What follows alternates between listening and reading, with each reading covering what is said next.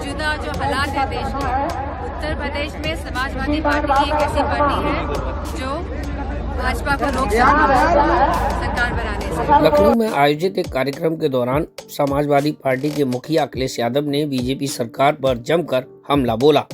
उन्होंने कहा बीजेपी कितनी गरीब है और ये सरकार भी कितनी गरीब है जो ग्राम प्रधानों से पैसा वसूल कर विकसित भारत कार्यक्रम करा रही है। ये बड़े शर्म की बात है। आप भी देखिए अखिलेश यादव का ये वीडियो। जनता बदलाव चाहती है। आप सोचो कितनी गरीब बीजेपी है और कितनी गरीब सरकार है जो सपना दिखाती $1 ट्रिलियन के इकोनॉमी का, और बताओ प्रधानों से पैसा वसूल करके कार्यक्रम कर रहे हैं विकसित भारत का। इससे ज्यादा शर्म की बात क्या हो सकती है? अगर ये बात सच नहीं हो तो बताओ आप।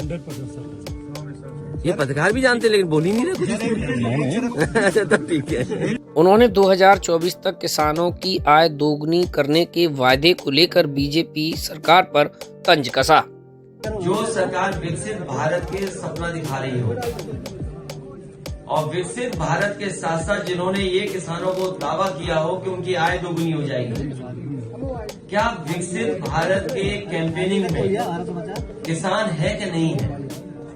क्या विकसित भारत बिना किसान के खुशहाली के, बिना किसान के जुड़े हुए संभव है?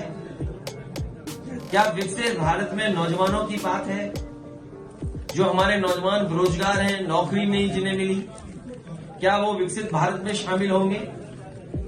या भारतीय जनता पार्टी ने ऐसा कौन सा फैसला लिया है जिससे बड़ी संख्या में हमारे नौजवानों को नौकरी रोजगार मिल गई हो? हमारे मुख्यमंत्री 46 में 56 की गिनती गिनते हैं, 46 में 56 है। और उनसे पूछिए कि जो निवेश आना था 40 लाख करोड़ का जो सपना दिखाया था, इसमें कितना निवेश जमीन पर पहुंचा है? और अगर निवेश जमीन पर पहुंचा है तो कितने नौजवानों को नौकरी और रोजगार मिला है? इन सवालों का जवाब भारतीय जनता पार्टी के पास नहीं है। इसीलिए भारतीय जनता पार्टी कभी धर्म के पीछे, कभी भगवान के पीछे छिप जाती है। उन्होंने किसानों के साथ नौजवान और बेरोजगारों का भी मुद्दा उठाया। उन्होंने कहा कितने ऐसे लोग हैं जो आज भारत छोड़कर विदेश जा रहे हैं, आखिर ऐसा क्यों हो रहा है?